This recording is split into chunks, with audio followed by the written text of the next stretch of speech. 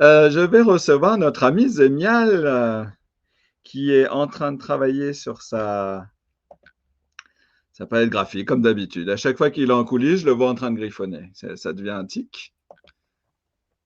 Salut, comment tu Aussi, vas? Ah, toi aussi, ah, tout le monde se met en paysage aujourd'hui. Allez, je prends mon nouveau format. Comment tu vas? pas en paysage, tu vois, je me suis mis en vertical cette fois-ci. Ah, j'aurais dû me mettre, ouais, effectivement. Non, non, mais c'est très bien. Je m'adapte. J'ai une régie comme à Pat Le Guen, moi, tu sais, je fais ce que je veux. Je vois ça. On est super actif. Comment vas-tu? Voilà. Ça va super, ça va très très bien. Très très occupé avec tout ce qui se passe autour de Dorothée. J'ai passé un week-end de modérateur, c'est ce que je disais en début d'émission, à modérer tous les commentaires, à faire mes articles et tout. Euh, J'ai vu avec Dorothée, tu as fait une super photo la semaine dernière. Tu m'en avais oui, parlé quand au moment où tu m'avais dit, ouais, je vais à quotidien, mais je n'avais pas tilté. C'est vrai, Dorothée y participait et c'est cool que vous ayez pu enfin vous croiser et échanger quelques mots. C'est très, très bien. mm, Comme je t'avais dit, on sentait que le chemin se rapprochait tout doucement et c'est bien que ça se concrétise. tout à fait. Alors quelques mots, c'est très quelques mots, hein, vraiment. Ouais, On les compte sur une main peut-être. c'est un début, c'est C'est voilà, déjà bien, c'est déjà bien. rapprocher un petit peu plus. Voilà, c'est ça, exactement. Merci. Alors, et alors, parlons bien, parlons de toi. Mm. Euh, donc, on a eu la chance, tu as eu la chance de figurer dans les magnétos de l'émission Merci Dorothée. Est-ce que tu veux nous parler un peu de est-ce que je peux parler de collaboration? Oh là, c'est peut-être un bien grand mot de parler de collaboration. Bah oui, effectivement, c'était une belle surprise qui m'avait fait. Enfin, une surprise. Moi, j'étais déjà un petit peu au courant parce qu'on avait arrangé ça donc avec Dorothée, donc son compagnon, qui avait beaucoup motivé pour que ça se fasse. C'est ça qui m'a fait plaisir dans un premier temps, c'est que ce soit de leur propre volonté, si tu veux. C'est eux qui ont voulu vraiment mettre l'accent sur ma bande dessinée et l'apporter en anecdote dans toute cette partie de l'après Club Dorothée. Et je lui ai écrit d'ailleurs ce matin pour la remercier de tout ça. Et je lui disais, c'est fou parce qu'elle n'avait pas besoin de rajouter spécialement du contenu, de justifier telle partie ou quoi que ce soit. Et le fait qu'elle ait d'elle-même voulu parler de ma bande dessinée, c'est quelque chose qui m'a fait extrêmement plaisir, qui montre l'intérêt tout particulier qu'elle y apporte. Et ça m'a beaucoup touché. Et parce qu'on sait, j'ai une petite bafouille à te présenter après, mais on sait que Dorothée, elle aime la bande dessinée. Je crois qu'elle a une énorme collection de bande dessinée. Elle a toujours dans ses émissions, dans Récréa 2, il y a plein d'émissions spéciales bande dessinée et le fait d'avoir Cabu, ça lui permettait aussi d'avoir plein d'autres dessinateurs sur son plateau. Elle était très amie avec Peyo, évidemment, des Schtroumpfs. Mhm, Et mhm. donc, quand tu lui as, comment ça s'est passé? Comment elle a su qu'elle était dans ta BD, dans la première BD? Ben, j'ai eu l'opportunité de lui envoyer un exemplaire, tout simplement, par un ami commun qui m'a dit, ben voilà comment la contacter. Et donc, je lui ai envoyé bien humblement ma petite bande dessinée, d'abord pour lui faire connaître un petit peu mon univers et de montrer que ben, elle avait d'une façon ou d'une autre contribué à la création de cette BD parce que forcément, ce sont les 99% des personnages qui y figurent ont été installés par Dorothée à travers Recra 2 et un peu moins dans l'époque Club Dorothée. Et donc, c'était pour lui montrer un petit peu que bah, voilà, il y avait encore des choses qui se développaient tout autour de ça. Et en même temps, que je lui avais fait un petit clin d'œil par le biais d'un strip, donc assez furtif. Mais malgré tout, ça faisait partie des personnages importants et qui avaient tout à fait sa place. Et ça me faisait plaisir de pouvoir lui montrer ça et pas d'avoir son avis, mais de pouvoir partager quelque chose avec elle. Et j'ai abordé le projet de rédiger donc le second tome de Shonen Avengers et de l'éventualité qu'elle puisse faire la préface si toutefois ça l'enchantait. Et j'ai eu un retour très très rapide, d'ailleurs c'est ça qui m'a étonné, c'est dans la journée même, j'ai eu un message d'elle me disant qu'elle avait beaucoup apprécié son apparition. Elle aimait beaucoup le style graphique que j'avais appliqué donc, à son petit personnage dans la BD. Elle avait beaucoup aimé. Et elle trouvait l'idée fort sympathique et elle a tout de suite dit oui pour rédiger cette préface. Et ce qui a été fait, mais vraiment peut-être le lendemain ou le surlendemain, je recevais le texte déjà tout fait avec la signature, avec le petit mot et tout. Et non, c'était vraiment très très sympathique. Et j'étais étonné. On va voir de quoi il s'agit parce que peut-être que dans les gens qui nous regardent ce soir, il y en a qui ne te connaissent pas. Alors, je ne sais pas si tu te rappelles, mais Dorothée parlait de toi dans Récréa 2. Ton héroïne de BD, une héroïne de BD, tu vois. Ah, tiens. Ah bah oui. Ah, c'est pas mal. C'est pas mal. Ça me dit quelque chose, d'ailleurs. Oui. Ah Ouais. Ah ouais. Ouais, ça me Pas va. forcément, ouais. Ouais. Non. Ouais. Ouais. Ah, c'est C'est pas dommage que personne ne veuille croire que Dorothée puisse être une héroïne de BD. C'est pas une héroïne de BD de toute façon, Dorothée. Ah, mais si ça marche. Écoutez, Quoi? écoutez, vous allez voir si vous ne me croyez pas. Oui, bon, on va écouter justement. Alors.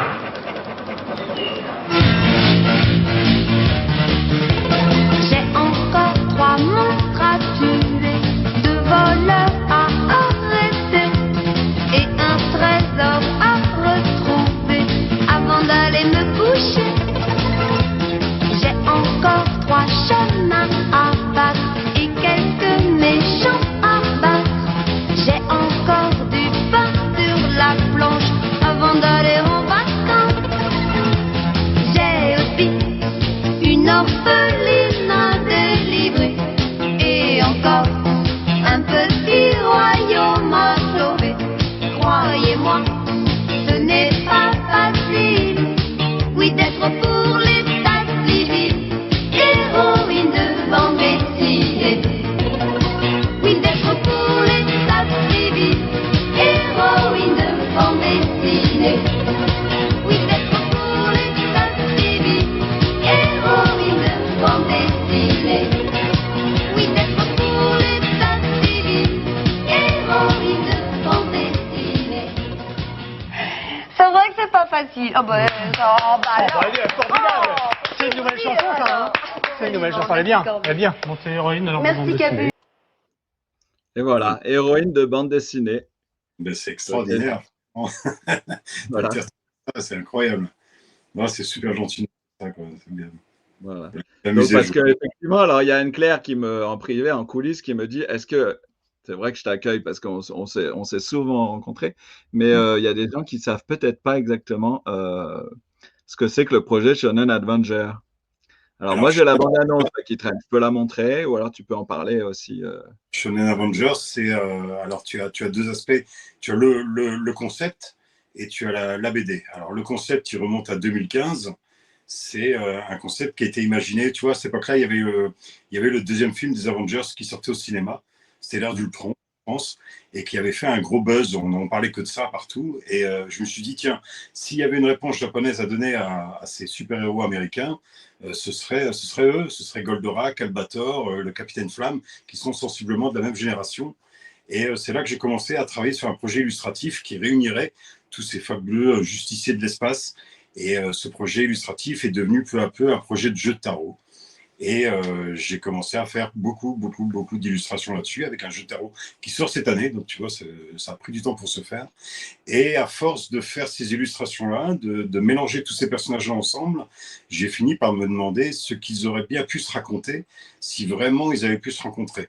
Et c'est comme ça qu'à la fin 2022, j'ai sorti une bande dessinée, donc Shonen Avengers pour le coup, et qui réunit, donc comme je te dis, donc Ulysse 31, Jace, Cobra, Albator, et je leur fais vivre des petites scénettes avec des interactions qui rappellent un petit peu les discussions qu'on pouvait avoir quand on était enfant entre deux épisodes à la cour de récré le lendemain d'une diffusion de Récréa 2 ou de quoi que ce soit, quand on se demandait, tiens, et qu'est-ce qui se passerait si Cobra, le pirate de l'espace, rencontrait le corsaire de l'espace et vice-versa, ou Albator. Donc, c'est tous ces mélanges de ces univers-là que j'ai voulu recréer de façon humoristique, avec un ton un peu décalé qu'on peut avoir aujourd'hui, acquis avec l'âge, mais tout en restant très respectueux des personnages d'origine.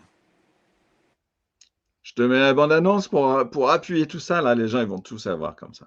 C'est parti.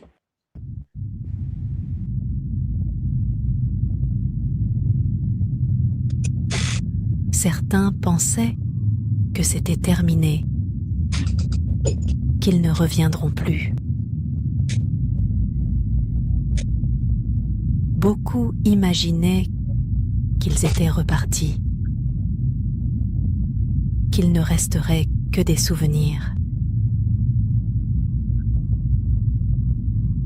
Mais la menace, elle, n'avait pas disparu.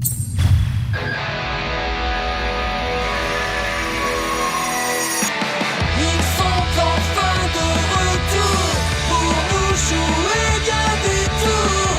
Ils sont enfin réunis pour sauver notre galaxie.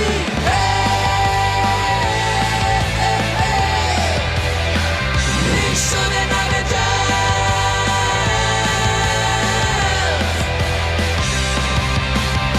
justiciers au grand cœur. Les Shonen Avengers, sans reproche et sans peur, mais toujours de bonne humeur.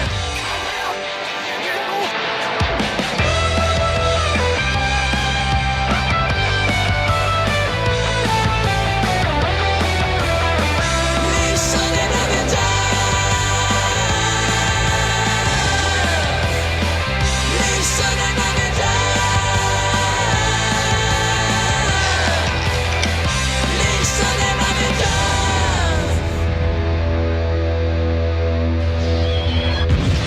Shonen Avengers 2, octobre 2025. Shonen Avengers, édition collector, octobre 2024. Shonen Avengers, l'aventure continue.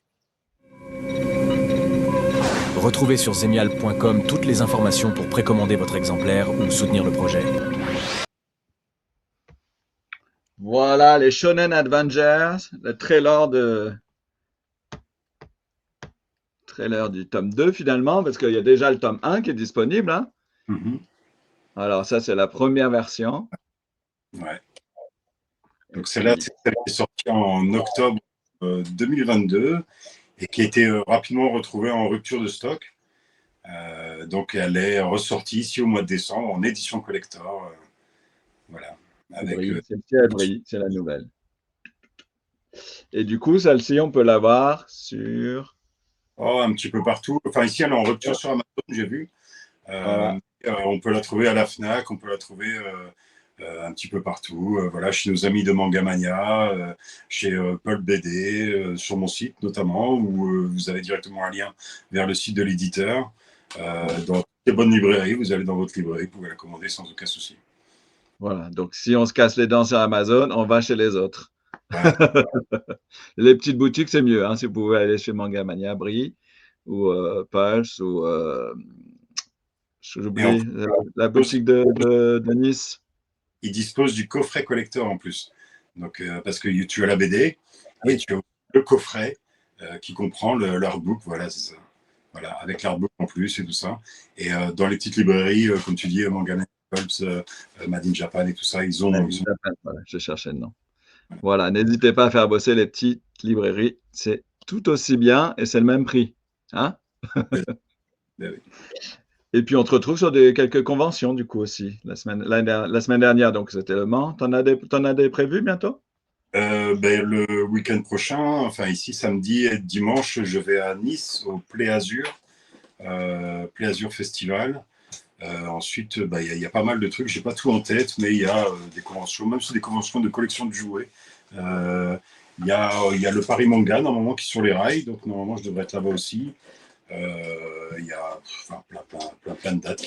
Mais ça, on peut aller voir sur mon site, donc sur zemial.com, sur la rubrique Shonen Avengers, la BD. Et là, il y a déjà toutes les dates validées, du moins, qui sont déjà présentes. Okay. Non, sur mes réseaux, je mets une semaine à l'avance. À chaque fois, je préviens là où je vais passer. Okay. Une date aussi en Bretagne, toujours avec le Geek Life, où on était au Mans et avec lequel ça s'est bien passé. Il y a normalement une date qui va se faire très bientôt à Lorient. Et comme je vous allez jusque là-bas pour aller rencontrer les lecteurs bretons, ce serait une très belle occasion. Ce serait avec plaisir que je me rendrai là-bas. Bon, c'est chouette. Et du coup, donc, Dorothée, je reviens à Dorothée parce que c'est aussi elle qui nous réunit un peu ce soir. Donc, donc elle accepte de faire ta préface. Elle t'envoie une jolie préface. Et non, c'est pas, j'allais dire le hasard, mais c'est pas vraiment le hasard. Il y a la Goldorak Experience. On l'a vu un petit bout de. C'était sympa qu'il l'ait inclus dans l'émission, ça je savais pas non plus. Petit bout Bien de la sûr. Goldorak Experience dont tu faisais partie pour présenter ta BD. Et Dorothée était l'invité surprise. C'était une surprise, hein, on le savait pas. Et donc, tu as eu la chance de la rencontrer. Oui, bah oui, c'était l'occasion, du moins, de se présenter en personne. Tu vois, c'est toujours mieux de rencontrer après directement les personnes avec qui on communique par Internet. Et c'est Alex d'Aconcesaio qui m'a fait la petite surprise de venir me chercher pendant que je regardais bien tranquillement le spectacle, de me dire viens si tu veux voir Dorothée, c'est maintenant.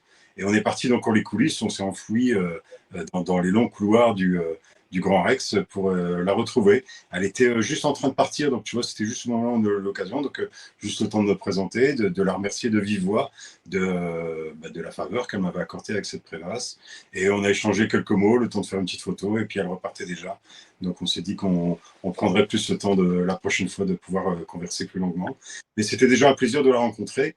Et sur le coup, tu fais pas trop attention, tu vois, tu es encore dans le feu de l'action de ta soirée, de ta propre prestation, et puis de la rencontre et tout ça. Mais je t'avoue qu'une fois que tu rentres à l'hôtel, tu t'assois et tu dis ouais, Dorothée, quoi.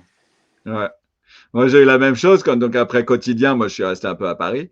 Et en fait, donc, j'ai adoré ce moment et tout ça, évidemment, de la rencontre. Mais c'est en conduisant pour retourner au Havre, j'étais tout seul dans ma voiture.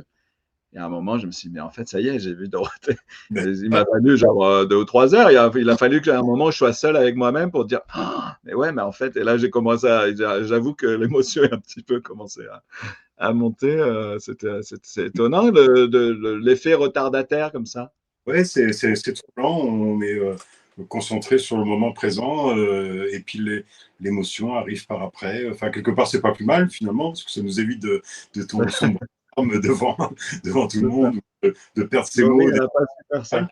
Mais oui, enfin, le principal, c'est de s'en rendre compte et de réaliser vraiment et de profiter de chaque instant. Je vais te poser les mêmes questions qu'aux autres. Si tu devais la définir en 3 mots, Dorothée, c'est qui pour toi? Oh, en 3 mots, c'est toujours difficile ça comme exercice. Oh. Il n'y a 3 mots. pas de bon point et de mauvais point, hein. Tu peux en dire que 2. Non, Ou 5. Je serais incapable de te la définir comme ça en 3 mots. Parce que il faudrait que je passe beaucoup de temps pour vraiment bien les choisir, pour vraiment trouver la pertinence de chaque mot. Dorothée, ça a été vraiment quelqu'un qui a beaucoup accompagné donc mon enfance, forcément. Donc je suis un enfant de la télé, comme beaucoup d'entre nous.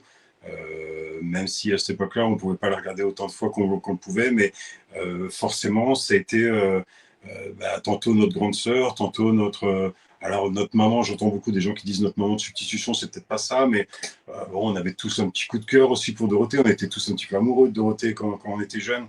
Elle avait ce charme avec son style et tout ça qui faisait que même si avec le temps, tu vois, même encore aujourd'hui, quand on découvre toute cette grosse machine qui était quand même le AB Productions, avec le Club Dorothée, tout ce qui s'ensuit, voilà, on sentait que c'était quand même. C'était une entreprise, tu vois, on voyait un petit peu dans quel sens ça se faisait. Elle avait toujours ce don, ce talent et ce charme, ce professionnalisme, cette fraîcheur qui nous faisait une superbe vitrine extrêmement naïve et qu'on pouvait regarder ça sans arrière-pensée ou sans douter de quoi que ce soit. On appréciait simplement sa fraîcheur dans la présentation de ses émissions. Moi, c'est ça que je retiens principalement. Moi, quand j'ai vu l'émission, parce que j'ai pas pu y assister. Son compagnon m'avait invité à y participer dans le public, mais bon, finalement, j'ai eu un empêchement. Donc, ce qui fait que j'ai pas pu y assister comme toi en allant directement à Paris. Donc, j'ai découvert vraiment l'émission quand elle est passée vendredi dernier. C'est tous ces souvenirs qui me sont revenus un petit peu en tête et oui, toute cette naïveté qu'on pouvait avoir quand on était plus jeune et tout ce moment quand il y avait le générique qui se lançait. Enfin voilà, c'est tout ce mélange d'émotions-là qui me rentre en tête quand je repense à Dorothée. C'est pour ça, aujourd'hui, te la résumer comme ça en 3 mots, ce serait extrêmement compliqué. faudrait juste la piocher. Il y avait fraîcheur, il y avait charme, il y avait, tu vois. Est-ce que tu as une chanson préférée de Dorothée? Une chanson préférée de Dorothée, alors il y en a une que j'affectionnais particulièrement. C'était, alors je ne sais pas si le titre exact, mais c'était Vive les vacances. C'est ça? Il y a une chanson qui s'appelle comme ça. Voilà. Vive les vacances? Vive les vacances, ouais. Celle-là, vive les vacances, vive. Ouais, voilà. J'aimais beaucoup parce qu'elle est dynamique et plutôt rigolote. Mais parce qu'avec mes parents, on n'avait pas l'occasion de partir souvent en vacances. Et c'était amusant et troublant un petit peu de l'entendre raconter toutes des anecdotes qui pouvaient se passer sur la route ou quoi que ce soit, ou raconter des petites mésaventures de vacances que j'aurais bien aimé vivre quand même quand j'étais petit. Voilà, donc, et puis oui, c'est vrai qu'on se projetait dans ces histoires. Je trouvais fonctionner assez bien. Donc voilà, si je devais en retenir une, principalement, pour moi, ce serait celle-là. Préfères-tu Dorothée animatrice, chanteuse ou actrice? Alors, actrice, j'ai vu dans un seul film, donc c'est un peu difficile. Enfin, quoi que non, après, oui, actrice, ça dépend jusqu'où tu parles, parce qu'il n'y avait pas de pitié pour les croissants, mais est-ce qu'on peut parler vraiment de. Ouais, c'est de la comédie plutôt. Plus. Ouais, comédienne, allez. Tu as le droit de choisir la comédienne. Mais non, je l'avais vu dans un film, je crois que c'était avec Michel Serrault. Ouais, Pile ou Face, avec Philippe Noiret et Michel Serrault. J'avais trouvé plutôt convaincante dans ce rôle-là. Chanteuse, c'est pas vraiment le répertoire que j'affectionne particulièrement, tu vois. Donc, comme animatrice, je trouve qu'elle est très très bien dans ce rôle-là. Elle sait apporter quelque chose, une présence sur scène, et elle occupe bien l'espace. Donc, de ce côté-là, c'est ce que je préférais. Maintenant, j'entends beaucoup la question de savoir, notamment, tu avais fait un petit sondage pour savoir un petit peu de quelle façon on aimerait la revoir aujourd'hui, Dorothée. Ouais. C'est vrai qu'il y en a beaucoup qui parlent qu'elle revienne avec une nouvelle émission ou des trucs comme ça. Bon, je ne sais pas si elle a l'âge maintenant, tu vois, à l'âge qu'elle a, il faut peut-être la laisser aussi un petit peu tranquille aujourd'hui. Mais j'aurais beaucoup aimé qu'elle revienne, si toutefois ça devait se faire, plutôt comme directrice de programme, tu vois, ou carrément qu'elle ait sa propre chaîne de télé, tu vois, qu'elle puisse décider et choisir elle-même des programmes qu'elle nous apporte. Nous connaissons, nous, et connaissant un petit peu les attentes que pouvaient avoir les gamins à l'époque. Bon, alors c'est pas elle qui décidait de tout non plus, c'est pas, voilà. Mais elle a quand même cette connaissance et cette approche avec les enfants qui aurait pu apporter quelque chose, en tout cas de différent de ce qu'on peut trouver aujourd'hui. Tu vois, c'est à chaque fois, moi je remémore beaucoup, dans une interview, j'avais vu Jackie qui expliquait qu'aujourd'hui, dans les émissions, il n'y a plus personne qui dit bonjour aux enfants, tu vois, dans les émissions pour la jeunesse. Et c'était quelque chose qu'eux, ils s'attelaient à chaque fois de faire. C'est-à-dire que le gamin, que ses parents soient dans la pièce à côté ou qu'ils soient partis au travail et qu'il n'ait que comme seul nounou la télévision, à un moment, ils puissent l'allumer et d'avoir quelqu'un qui leur parle, tu vois, qui lui dise bonjour. C'est quelque chose qui manque aujourd'hui. Et je pense que Dorothée, si elle avait été directrice au programme ou qu'elle ait eu sa propre chaîne de télé, maintenant avec ça a failli se faire, hein, tu sais, tu te rappelles de ça? Il y avait dans les années 2000, au début des années 2000, elle avait proposé DoTV et c'est le CSA qui avait refusé. C'était au moment de la distribution des chaînes de la TNT. D'accord. Ah non, je sais pas, j'ai pas suivi tout ça, je t'avoue. Ça avait été proposé, mais elle avait encore mauvaise presse peut-être, où il y avait encore c'était encore les mêmes personnes qui étaient à la tête des mêmes institutions et c'est pas passé. Ouais. C'est vrai qu'elle a pas eu une très très bonne presse, même à l'époque, hein, même à la grande époque et tout ça. Oui. Extrêmement décrié. Donc c'est pour ça que c'est toujours un petit peu bizarre cet hommage à posteriori. Voilà, c'est comme ça. Et avant d'accueillir Anne-Claire et ses questions, est-ce que si tu devais choisir un moment significatif dans la carrière de Dorothée? Oh, un moment significatif. Un moment précis ou une période? Ou une période si tu préfères. Vas-y. Le moment significatif, ce serait je me souviens vraiment de la toute première du Club Dorothée. Ça, c'est un truc que je me souviens. Je regardais beaucoup. Celle où elle se rate, celle de l'après-midi? Ouais, celle qui a raté, qu'elle a dû et qu'elle est repartie derrière, puis elle a dit bon, on efface tout, on recommence.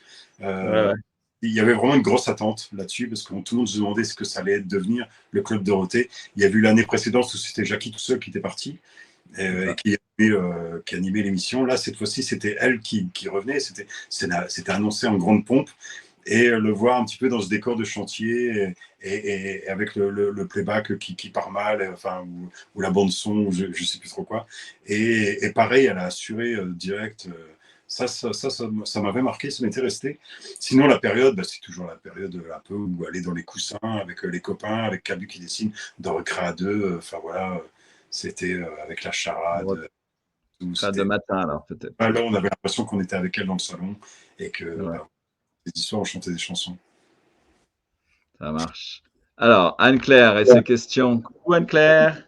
Coucou, bonsoir On a Zénial. des questions pour Zénial. Alors oui, quelques-unes. Squall RC nous demandait la sortie du volume 2, mais il me semble qu'il est déjà sorti. C'est ce que tu as répondu tout à l'heure, Zénial? Au mois de... Non? Non. En fait, il n'est pas sorti. En fait, c'est la réédition du premier tome qui était... est tombé en rupture de stock, donc moins d'un an après sa sortie. Donc c'est ça qu'après, il y a eu beaucoup de demandes de gens qui me contactaient pour savoir où est-ce qu'on pouvait l'acheter, parce qu'elle s'est changée quand même à plusieurs centaines d'euros sur Internet, donc c'était un petit peu pour les gens qui n'avaient pas pu l'acquérir à l'époque. Et donc, on l'a réédité avec du contenu supplémentaire et pour faire patienter les gens jusqu'à la réalisation du tome 2. Alors, le tome 2, il est encore en cours d'écriture, mais il est reporté à mi-2026. Dans la bande-annonce, il est annoncé en fin 2025, mais la réédition collector m'a pris énormément de temps et tu vois, c'est un projet, c'est mon vrai projet. Avec je parle de la BD vraiment. C'est pas un projet collaboratif, c'est pas un projet où je suis l'illustrateur d'un auteur ou pour un groupe de musique ou quoi que ce soit. Là, c'est un projet où je suis vraiment entièrement aux manettes et à moi seul. Et j'ai pas envie de le bâcler pour que les gens puissent l'apprécier autant que le tome 1 a pu être apprécié.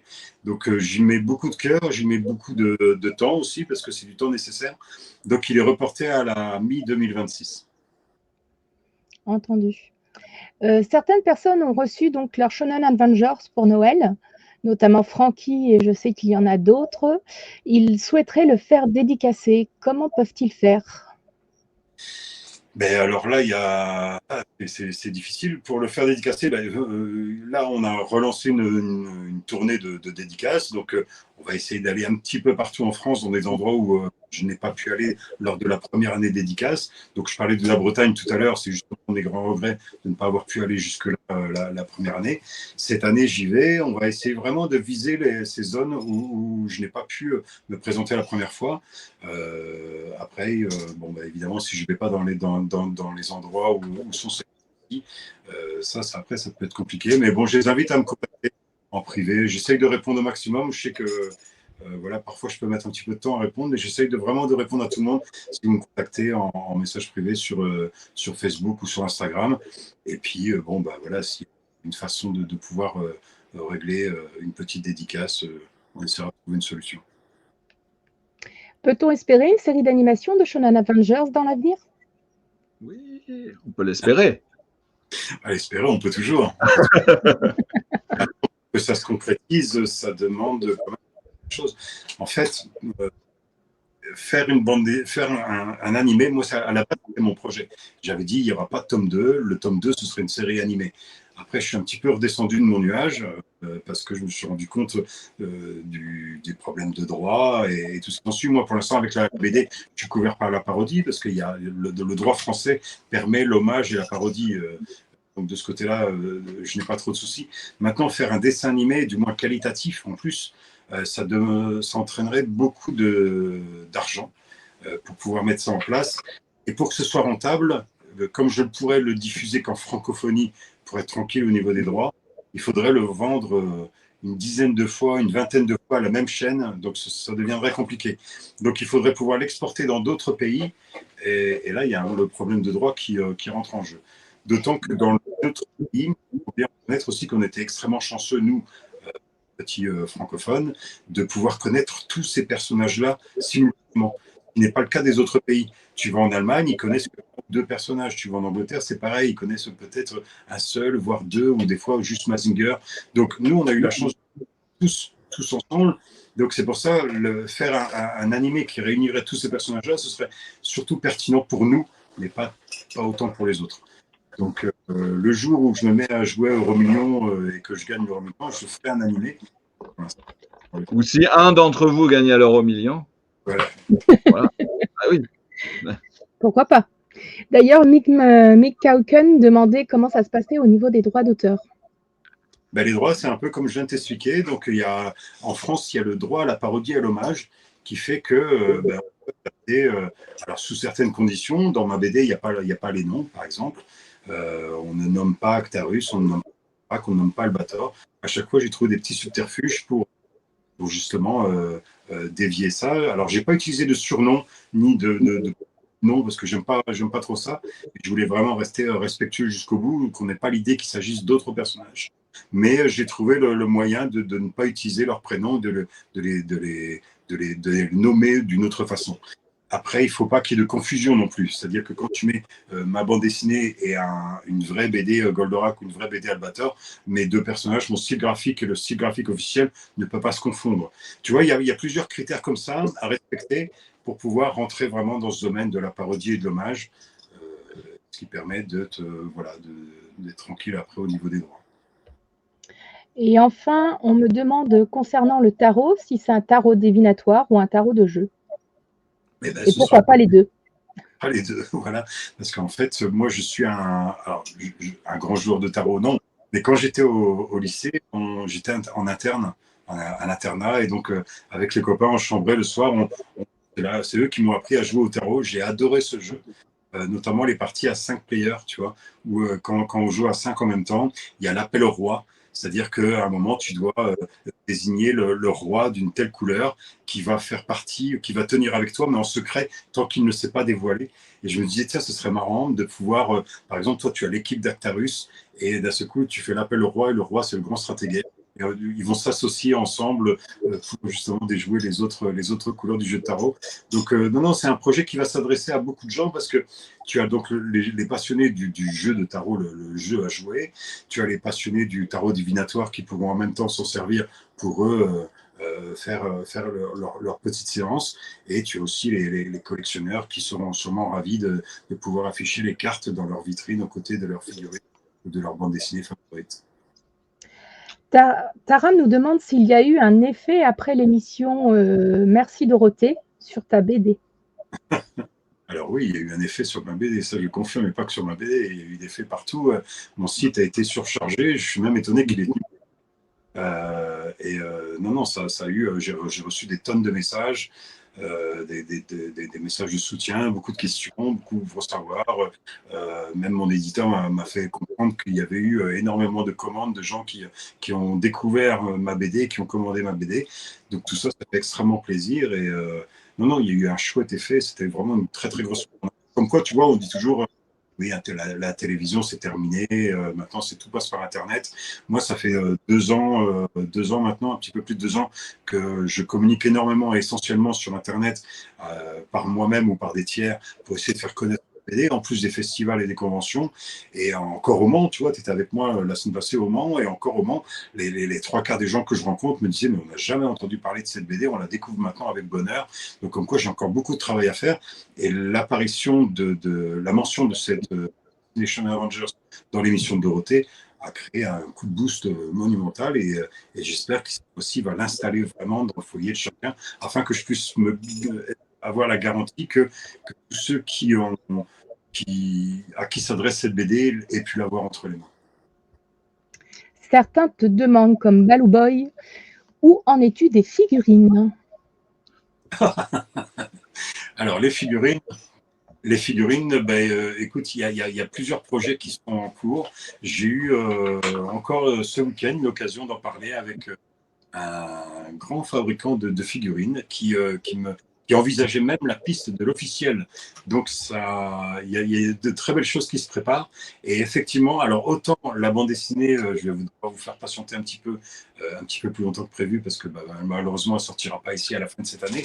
Autant avec le jeu de tarot et potentiellement avec la figurine, il y a des choses que je vous prépare et qui pourront vous aider à patienter jusque-là. Mais c'est un projet que moi j'ai toujours travaillé comme ça, c'est-à-dire que j'ai toujours voulu d'abord les choses pour moi. Quand j'ai fait la BD Shonen Avengers, parce que moi-même, j'avais envie de lire une histoire avec tous ces personnages-là réunis. Les figurines, personnellement, j'ai très envie de les avoir aussi. Donc, c'est quelque chose qui, si ça peut se faire, ça se fera. On a hâte. Merci Anne-Claire. Avec plaisir. Merci À beaucoup. tout à l'heure. Et moi, je voulais aussi qu'on revienne sur quelque chose qu'on a aperçu pendant l'émission. Qui est ce personnage? Alors, est-ce que c'est par rapport à la préface ou est-ce que, parce que je vois qu'elle est un peu en cosplay, on pourrait dire aujourd'hui. Est-ce qu'on a une chance? Alors ça, c'est pour l'instant, c'est encore un prototype. Le prototype de l'illustration qui va apparaître à côté de la préface. Donc, c'est-à-dire que je vais vraiment faire une place de choix, un petit peu comme j'avais fait avec Chalopin, mais encore un petit peu plus, donc avec Jean Chalopin qui avait fait la préface du premier tome. Donc, Jean Chalopin, c'est l'auteur et le créateur et le co-créateur de Ulysse 31, de Jace et le Conquérant de la Lumière, Inspecteur Gadget, Les Cités d'Or. Donc, franchement, j'ai eu beaucoup de chance. Au niveau préface, franchement, je suis très, très bien accompagné. Et là, pour le tome, j'ai vraiment fait une place de choix pour Dorothée et pour la remercier vraiment du geste qu'elle avait bien voulu m'accorder. J'ai voulu vraiment réaliser un chouette personnage qui d'abord accompagnera la préface, mais qui pourrait bien se retrouver dans une ou deux histoires de Shonen Avengers 2. Mais alors, la tenue sera très probablement la tenue qu'elle abordera. Maintenant, là, c'est un visage un petit peu plus réaliste que j'ai voulu lui appliquer pour cette préface-là.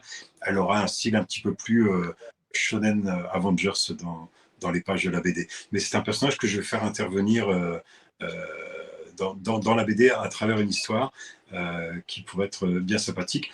Et pour revenir sur le sujet d'avant, je trouve... Alors ça, après, voilà, je m'avance peut-être un peu beaucoup, mais je trouve que ça en ferait aussi une très jolie figurine. Ah bah oui. Forcément. Bon, bah on verra. Bonne chance, on croise les doigts pour tous ces projets. Génial. Bon, alors du coup, on va chez les petits libraires et puis à la FNAC si jamais on ne peut pas, pour commander Shonen Adventure édition collector. Ça revient sur Amazon, donc... Voilà. Sinon, on va sur mon site. Sur mon site, il y a une page boutique et là, il y a toujours un lien pour pouvoir la commander sans problème. Si vous ne savez pas, vous me contactez pareil sur les réseaux sociaux et je vous indique au plus proche de chez vous le moyen de l'obtenir. Donc, soit l'édition standard ou soit l'édition en coffret avec le hardbook. Super, parfait. Je vais te libérer maintenant. On va accueillir Wilfried.